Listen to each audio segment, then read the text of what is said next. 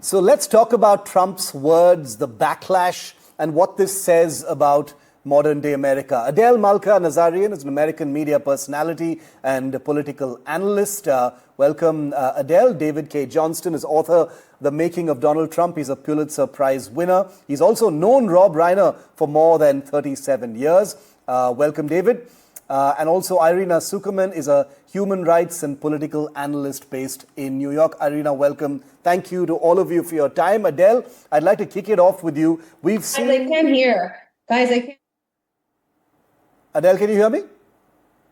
Guys, I can't hear the broadcast. Okay. I'm sorry. We'll fix that in just a moment. David, I'll start it off with you in that case. You're someone who's written about Trump. You've known Rob Reiner for close to 4 decades. It's Trump that I've known, Shiv. I've known Donald for close to 4 decades. I've met Rob Reiner. I've talked with him, but I'm not a friend of his, but I know Donald very well. That was my mistake, David. My apologies. But my question to you is, even with everything we know about Trump, all the standards he's set for, hostile words in inappropriate times, what did you make of this? Did it shock you? Because it certainly has shocked even his close supporters. Well, I'm glad that it shocked a lot of people. It did not surprise me in the least. This is the Donald I've known and I've covered all these years. Donald has no empathy for anyone. He sees himself as this special person who, as he said just recently, he runs the whole world. He has these delusional visions of himself because of the horrible, horrible household in which he grew up.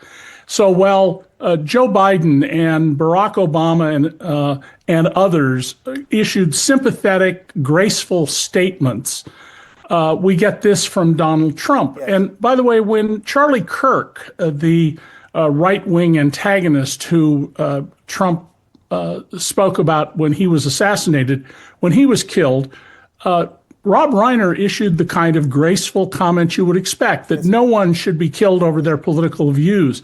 So this goes right to the heart of who Donald is. He is all about one thing, Donald.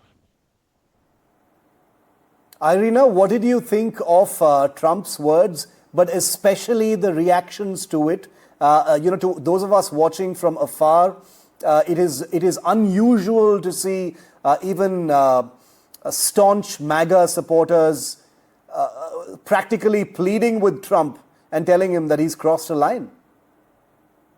Thank you so much. Well, there's a saying, if you can't say anything nice, don't say anything at all. As you pointed out, this was a good occasion to exercise restraint.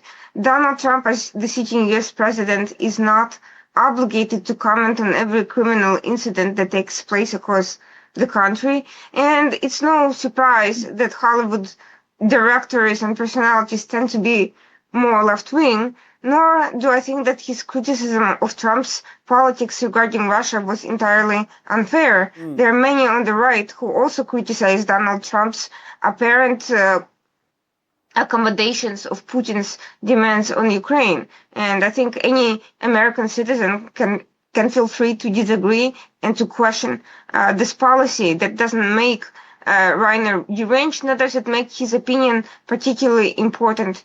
What is the unfortunate outcome of this incident? First of all, it's extremely unkind to the surviving family of Rob Reiner and his wife, including their daughter.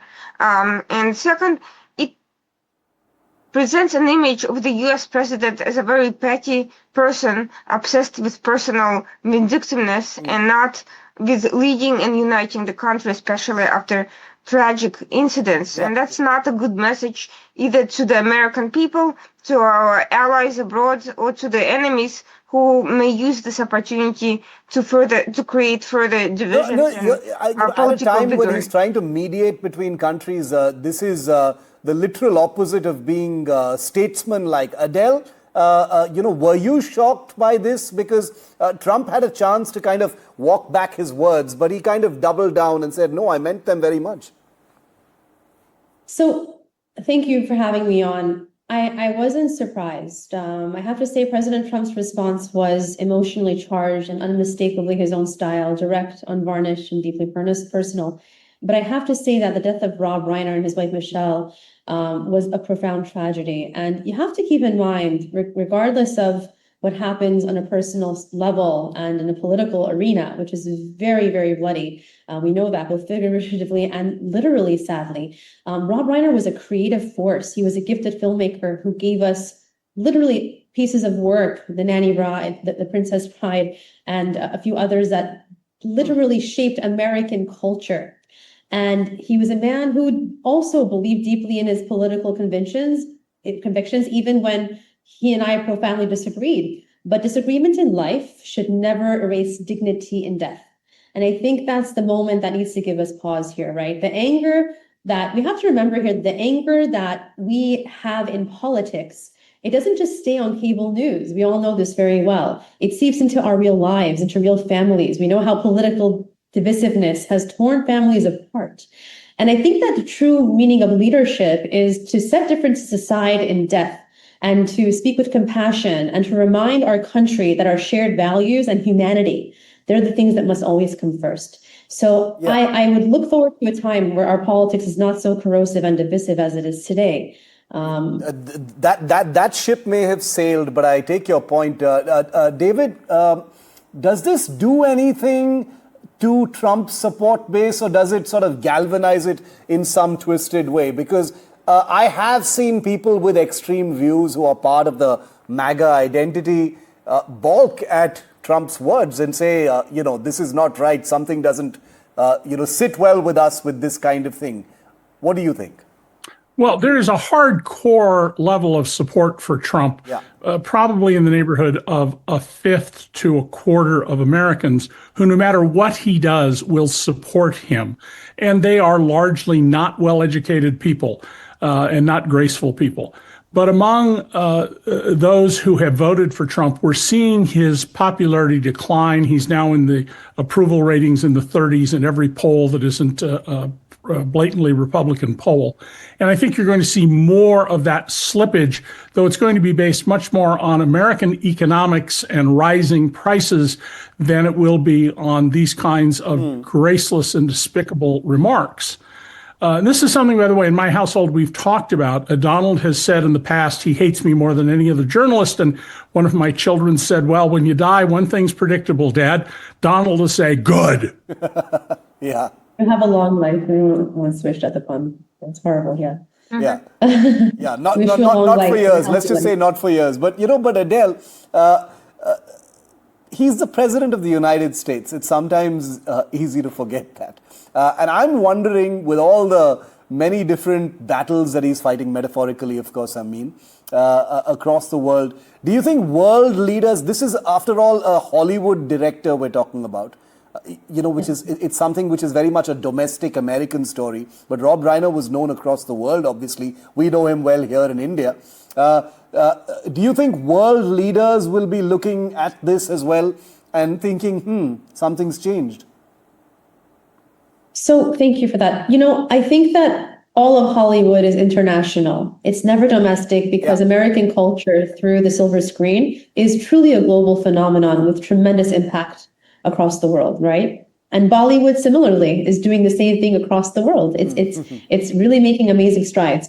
So I think that, of course, you're going to have world leaders that are going to, of course, balk at that they would never speak that way about a deceased icon as such. But I'm not saying I'm defending what was stated at all. I actually would do things very differently if I was commander-in-chief. I would not say such a thing about anyone. But if you want to see where he's coming from, I think he was, to be honest with you, firing a warning shot that when political disagreement is fueled by rage, that dehumanization and constant escalation, it can tip into something far darker. We know here that, unfortunately, Rob Reiner and Michelle Reiner's son was not doing well mental health-wise and had drug addiction issues. And we don't know what his motive was, but apparently reports said that he had gotten into a fight with his father the evening before at a Christmas party, which may have caused him to go over the edge. But I think it was more of him trying to politicize Rob Reiner's death and use it for a political purpose to warn his detractors not to be so vocal and have so-called Trump derangement syndrome. That's his style of doing things. Again, I would do things differently if I were commander-in-chief. But it's very clear.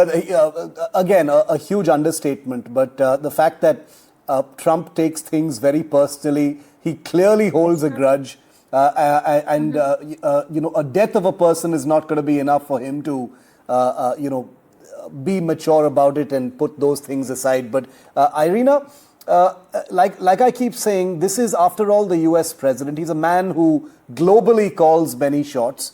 What signal does this send out?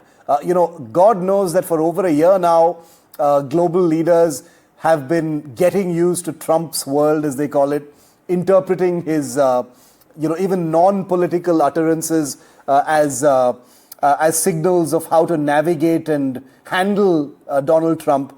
Do you think there's something in this as well? He's just uncompromising when it comes to people who attack him. I think this sends a message that the president of the US is somebody easy to manipulate emotionally. If you want to get into his graces, all you need to flatter him. And if you need to get him going on something, you can say, and you can criticize him publicly or disagree with him, and that will be sufficient to set him off. And that's something that US adversaries, or for that matter, domestic politicians, can use very clearly. And I want to contrast Donald Trump's reaction with the Republican Senator Ted Cruz, who is also a very conservative politician, arguably much more so than Donald Trump. Actually, he's faced a lot of criticism from within his own party and also externally, and he was a former presidential candidate. His comments were extremely gracious and extremely graceful, despite the fact it's very clear he probably disagreed with Reiner on many issues and has no problem engaging with people, including celebrities online in social media, and arguing with them very articulately about political issues. That means that within the Republican Party, there isn't necessarily a singular monolithic trend of supporting scorched earth tactics against opponents. There is a contingency of other seasoned politicians who take a different track. Interesting. I'll give the final word to David. David, no shortage of people on Trump's hate list. Are there others who will sort of shrink back from attacking Trump as a result of this? Or do you think this is just normal now? Well, this is part of Trump's strategy to control and contain criticism. He is suing the Pulitzer Prize Board over an award they gave. He is suing the BBC.